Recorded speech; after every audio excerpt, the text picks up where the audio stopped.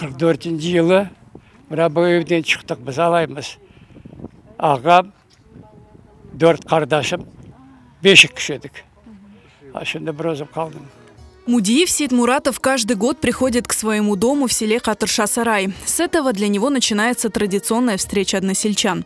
Он показывает дом своим детям и внукам.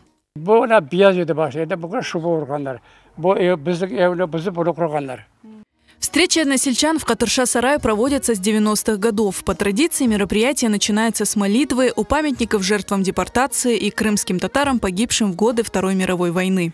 لا إله إلا هو الحي القيوم لا تأخذه سنة ولا نوم İlahi ya Rabbi, ilahi ya Rabbi, ilahi ya Rabbi. Gelgen gelecek günahlarımızı sen bağışla ya Rabbi. Amin. Встречу односельчан катырша-сарайцы стараются не пропускать. Раз в год здесь собираются крымские татары со всего Крыма. Менің анам бабам бұл көйде doğulганlar, өскенлер, yaşaganlar. Мен бұл көйдешілер көрішуіні бек sevем. Бұнда балаларыман келемен, рахметлі анамман да келген едім. Мен үміт етемен, бұнда торынларым да келіп, бұл орталықны яраштырылар деп. Катырша-Сарай көрі балабан олған, бұнда 4 малле болған. Амма бұл көйді 2 құйы олғаны сөй. Şu 2 құйыдан чешмелерден зияд. Чешмелерден башқа 2 құйы олған. О құйы шынды кезде сақланып тұра. На встречу односельчан приехали около 10 стариков, родившихся в Катырша-Сарай. Их воспоминания о родном селе самые ценные. Берде мынау мен анасын еві мынау өші. Құйы.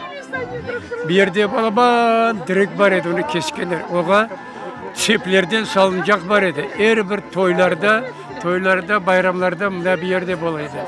Bu töbede çokrak var. Çokrakın suyu leçebliydi.